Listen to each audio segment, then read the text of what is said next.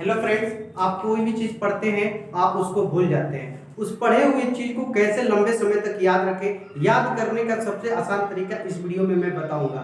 दोस्तों, मान लीजिए कि आप अब किसी कोचिंग या किसी संस्थान में पढ़ते हैं और आप गए, आज 2 पेज आपकी पढ़ाई हुई, तो आप क्या करें कि 2 पेज को आप लिखिए और लिख लिख के याद कीजिए। एक दिन याद हुआ, फिर अगले दिन आप क्लास जाते हैं, फिर आपके 2 पेज पढ़ाई होते हैं या 3 पेज पढ़ाई होते हैं, तो आप क्या कीजिए कि पहले वाला जो 2 पेज था उसे भी याद करें और आज जो पढ़ाई हो उसे भी याद कर लें। फिर तीसरा दिन भी यही काम कीजिए कि जो आपने तीसरा दिन 2 पेज फिर पढ़ाई हो गया लेक्चर, आप पहले दिन वाला याद कीजिए, फिर दूसरा दिन वाला याद कीजिए, फिर तीसरे दिन वाला भी याद कीजिए। इसी तरह से अगला जब चौथा दिन आएगा तो आप क्या कीजिए, चौथे दिन का जो पढ़ाई हुआ उसे भी पढ़ने के साथ साथ आप पहले दिन वाला पढ़िए, दूसरे दिन वाला पढ़िए, तीसरे दिन वाला पढ़िए, फिर चौथा दिन वाला पढ़ लीजिए। फिर इसी तरह से 5वां दिन आएगा तो आप पहला, दूसरा, तीसरा, चौथा और 5वां दिन वाला पढ़िए, और छठा दिन ऐसे ही कीजिए, पहला, दूसरा, तीसरा, चौथा, 5वां और 6वें दिन वाला पढ़िए। और जब आप ऐसे करने लेने लगेंगे ना, तो कुछ दिनों के बाद क्या होगा कि आपके पीछे की भी सब चीज याद रहेंगे